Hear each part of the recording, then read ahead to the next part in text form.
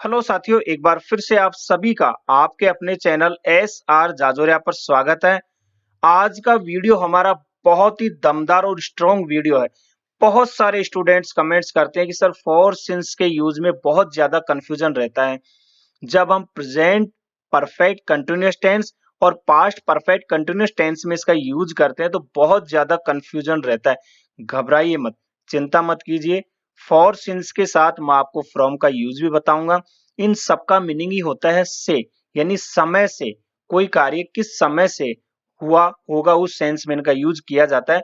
आप आराम से बैठ जाइए और मैं आपके पूरे डाउट क्लियर करूंगा, यानी आप मात्र 2 सेकंड में सीख जाओगे कि फॉर का यूज कहाँ करना है, सिंस का यूज कहाँ करना है, फ्रॉम का यूज कहाँ करना है। और ये आप समझ लीजिए कि एक तरह से आपको 100% आउटपुट मिलेगा इस वीडियो से। बस कंडीशन एक ही है कि आपको इस वीडियो को पूरा देखना है। चलिए, सबसे पहले हमने यहाँ पे ले ली सारणी। फॉर, सिंस और फ्रॉम, इन सबका मतलब होता है से, यानी किसी समय से कोई कार्य हो रहा है। तो अब यहाँ समझने का प्रयास कीजिए, फॉर का यूज हम कब करते हैं? समय की अवधि, यानी पीरियड ऑफ टाइम। काम कितनी देर से हो रहा है, काम की अवधि के बारे में बता रहा है। यानी कोई कार्य कितनी देर से हो रहा है उसके बारे में बता रहा है, यानी हमें वो ड्यूरेशन बता रहा है, वो अवधि बता रहा है कि काम इतनी देर से हो रहा है। जैसे 2 घंटे से, वह 2 घंटे से खेल रहा है, तो फॉर 2 आवर्स। फॉर 2 आवर्स वो अवधि बताया, उसने ड्यूरेशन बताया कि 2 घंटे से खेल रहा है। क्लियर? दूसरा हमारा है सिंस। सिंस का यूज करते हैं हम निश्चित समय, पॉइंट ऑफ टाइम। काम कब से शुरू हुआ, यानी काम शुरू होने का पॉइंट, जहां से काम शुरू हुआ उसका बिंदु जानना चाह रहा है, पॉइंट जानना चाह रहा है, यानी निश्चित समय जानना चाह रहा है, वहां हम सिंस का यूज करते हैं। जैसे 2 बजे से, सिंस 2 o'clock। सिंस 2 o'clock, तो 2 बजे एक निश्चित समय है, वो पॉइंट हमें मिल गया, काम कब से शुरू हुआ, 2 बजे से। जबकि यहाँ फॉर में क्या था, अवधि दी हुई, ड्यूरेशन दी हुई, 2 घंटे से। 2 घंटे से, जबकि यहाँ 2 बजे से एक निश्चित टाइम दिया हुआ है। क्लियर? तीसरा है फ्रॉम। फ्रॉम का यूज भी निश्चित समय यानी पॉइंट ऑफ टाइम के लिए किया जाता है। इसका मतलब क्या है, काम कब से शुरू होगा, तो मैंने यह लिखा कब से शुरू होगा, इसका मतलब फ्यूचर में, काम शुरू होने का पॉइंट। देखिए, सिंस और फ्रॉम का मतलब एक ही है, तो फिर अंतर क्या है? सिंस का यूज हम प्रेजेंट परफेक्ट कंटिन्यूअस और पास्ट परफेक्ट कंटिन्यूअस में यूज करते हैं, यानी प्रेजेंट और पास्ट में हम सिंस का यूज करते हैं एक निश्चित टाइम के लिए।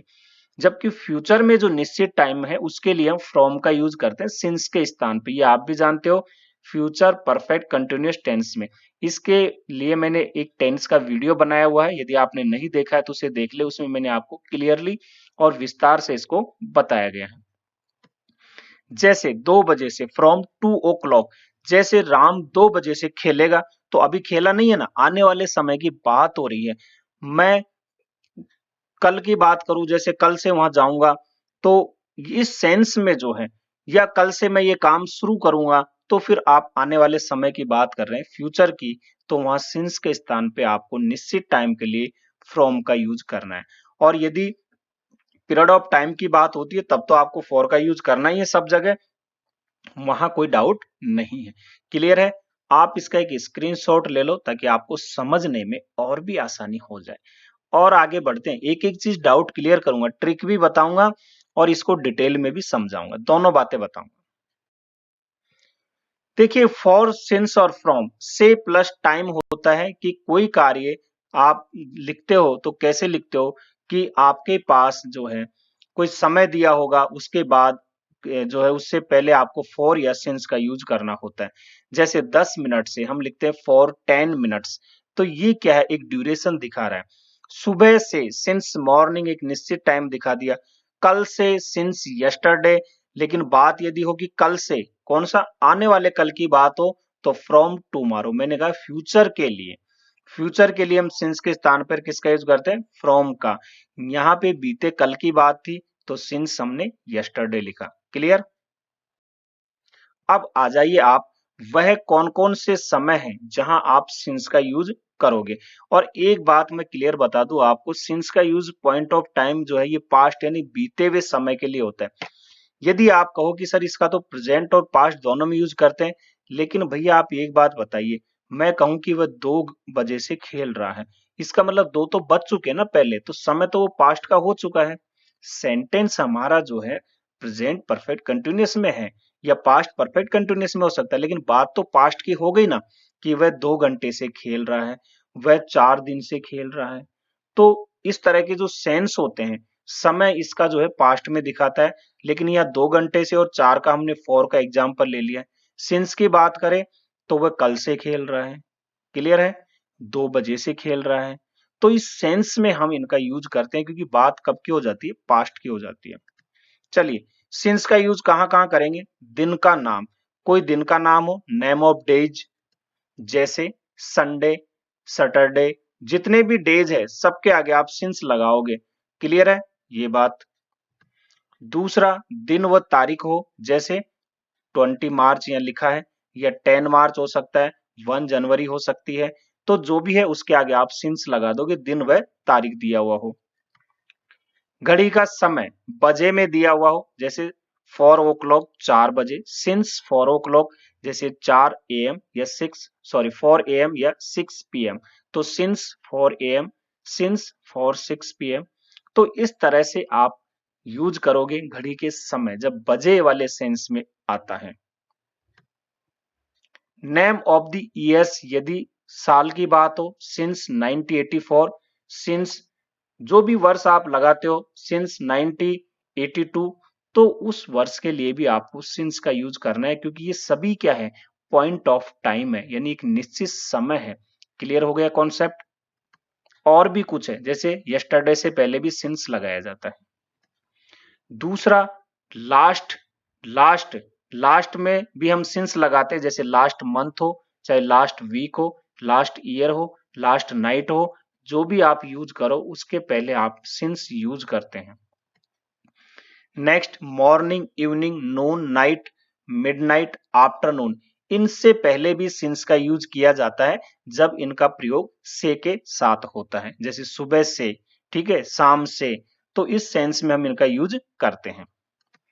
नेक्स्ट, दिन के और भी पार्ट होते हैं, जैसे डॉन यानी कि जिसको भोर बोलते हैं, या तड़के बोलते हैं, सुबह बोलते हैं, डस्क यानी जिसको संध्या बोलते हैं, ट्विलाइट, ट्विलाइट का मतलब होता है सूर्यास्त का समय, सनराइज सूर्य उदय का समय। तो दिन के जितने भी पार्ट होते हैं उन सबसे पहले भी हम किसका यूज करते हैं, सिंस का। तो ये सारी वो चीजें हैं जहां सिंस का यूज किया जाता है। एक बार आप इसकी फोटो ले लें, आपको मजा आ जाएगा, एक बार आप इसको देख लेना, क्लियर है। और भी देखते हैं सिंस के और भी कुछ यूज है, जैसे कुछ फेस्टिवल है, तो फेस्टिवल से पूर्व, जैसे सिंस दिवाली, दिवाली से, सिंस ईद, ईद से, सिंस होली, होली से। सीजन की बात करें यानी ऋतु, सिंस विंटर, यानी सिंस समर, सिंस स्प्रिंग, तो जो भी है सर्दी से, गर्मी से, इस सेंस में इनका यूज किया जाता है। कोई इवेंट्स हो, जैसे बर्थ जन्म से, मैरिज शादी से, डेथ मृत्यु से, तो यहां आप सिंस का यूज करोगे। इसके अलावा चिल्डहुड या चाइल्डहुड आप बोलते हो, तो सिंस चाइल्डहुड, सिंस यूथ यानी बचपन से, जवानी से, सिंस यूथ, तो इस सेंस में भी आपको सिंस का यूज करना है। देखिए कॉन्सेप्ट बहुत आसान है, केवल आपको ध्यान से समझना है। नेक्स्ट हम देखते हैं फ्रॉम, यानी पॉइंट ऑफ टाइम, जो फ्यूचर आने वाले समय के लिए। बाकी तो वही चीज है, अगर आप कहो कि यहाँ पे फ्रॉम मंडे लगाते हो, फ्रॉम मंडे, इसका मतलब कोई कार्य आने वाले मंडे से होगा। फ्रॉम मॉर्निंग लगाते हो तो अब जो मॉर्निंग आएगी उससे होगा। फ्रॉम आप 2025 लगाते हो तो 2025 से कोई कार्य होगा। फ्रॉम टुमारो यानी आने वाले कल से होगा। तो यहाँ ध्यान रखिए, यस्टरडे से पहले हम सिंस का यूज करते हैं, क्योंकि यस्टरडे बीता हुआ कल है, और टुमारो आने वाला कल है जो फ्यूचर की ओर ले जाता है, तो वहां फ्रॉम का यूज करते हैं। ठीक है, अब जैसे हम लिखे यहाँ सिंस मंडे या फिर फ्रॉम मंडे। सिंस मंडे का मतलब क्या है कि सोमवार से कोई कार्य हो रहा है, लेकिन हम फ्रॉम मंडे की बात करें तो मंडे से कोई कार्य होगा, यानी यहाँ फ्यूचर की बात हो जाएगी। ठीक है, क्लियर। नेक्स्ट, फॉर का यूज हम समय की अवधि, पीरियड ऑफ टाइम के लिए करते हैं, देख लेते हैं कहां कहां यूज करेंगे। नंबर हो, मैनी, सेवरल, फ्यू। जब इस तरह के टर्म हो, नंबर मतलब कोई संख्या दी हुई हो 1 2 3 4 5, या मैनी लगा हो उसके आगे, या सेवरल या फ्यू, किन के आगे, जैसे मिनट्स, जैसे 2 मिनट्स, जैसे 5 आवर्स, जैसे 5 डेज, वैसे 7 वीक्स, जैसे 10 मंथ्स, इस सेंस में, या फिर many minutes, many hours, many days, many weeks, many months, या सेवरल लगाओ या फ्यू लगाओ इनके आगे, तो आपको वहां फॉर का यूज करना है। जैसे फॉर 5 मिनट्स, यानी 5 मिनट से। क्लियर है? तो इस सेंस में आपको यूज करना है फॉर का। अब ए और एन इनके पहले लगाओ, जैसे ए मिनट तो फॉर ए मिनट, आवर इसके आगे एन लगता है, तो for an hour, for a day, for a week, for a month, for a year, for a decade यानी दशक, फॉर ए सेंचुरी यानी शताब्दी। तो ए और एन लगा हो इनके आगे तब भी हम फॉर का यूज करते हैं। क्लियर है? या फिर इनमें से कोई हो तब भी हम फॉर का यूज करेंगे। बात क्लियर हो गई? नेक्स्ट, ए लॉन्ग पीरियड, जैसे ये टर्म है तो इसके आगे भी फॉर लगाना होता है। For a long period, a moment यानी for a moment, a while for a while कुछ समय से, ए लॉन्ग टाइम लंबे समय से, तो for a long time, ever यानी हमेशा, तो फॉर एवर यानी हमेशा से। तो इस तरह के जो वर्ड है, इस तरह के टर्म है, इनके आगे भी फॉर का यूज किया जाता है, क्योंकि ये सभी क्या है, पीरियड ऑफ टाइम को शो करते हैं। इसके अलावा जैसे मिनट्स हो, आवर्स हो, डेज हो, वीक्स हो, मंथ्स हो, ईयर्स हो, डिकेड्स हो, सेंचुरीज हो, तो सीधा सीधा इनके आगे भी फॉर का लगाया जाता है। फॉर मिनट्स यानी कि फॉर मिनट्स यानी मिनटों से, फॉर आवर्स घंटों से, फॉर डेज दिनों से, फॉर वीक्स सप्ताहों से, फॉर मंथ्स महीनों से वह ये कार्य कर रहा है। तो महीनों से, फॉर मंथ्स, ठीक है ना, फॉर ईयर सालों से वह ये कार्य कर रहा है। तो यहां भी हमें फॉर का यूज करते हैं।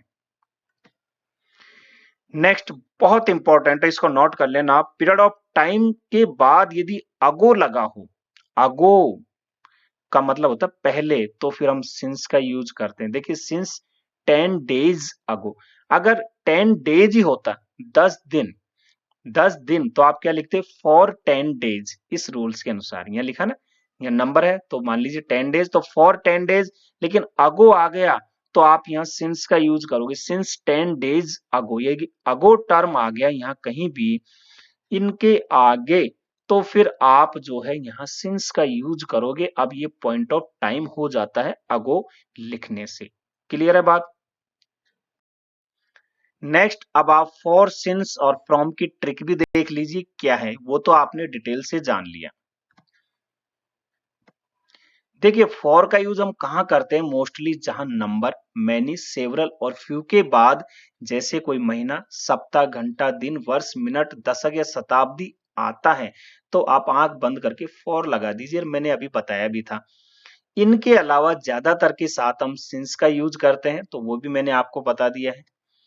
सिंस का यूज हम प्रेजेंट और पास्ट में करते हैं।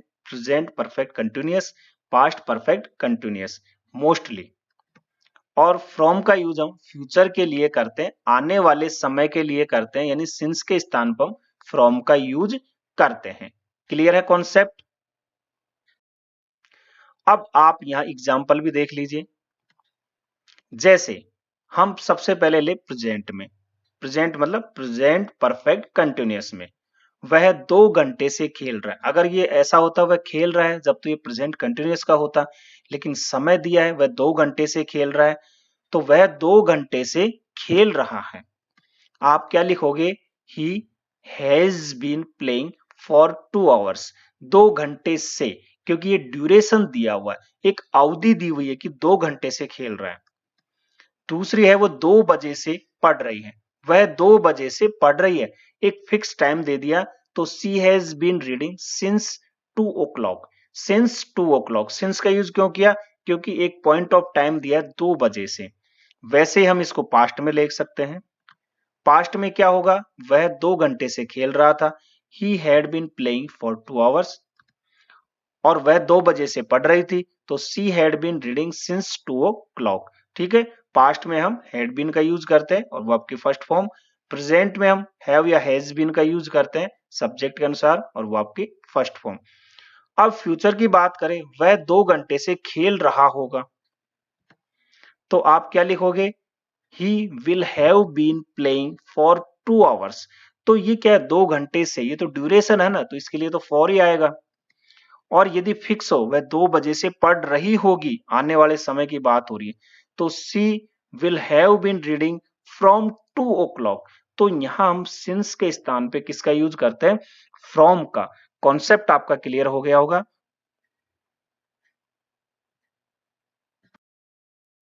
वीडियो यदि पसंद आया हो तो इसे लाइक और शेयर जरूर कर दें और इसको शेयर कर दीजिए अपने साथियों में भी जिनको प्रॉब्लम हो रही है इस टॉपिक से रिलेटेड कि हम फॉर का यूज कहाँ करें, सेल का यूज कहाँ, सॉरी सिंस का यूज कहाँ करें और फ्रॉम का यूज कहाँ करें।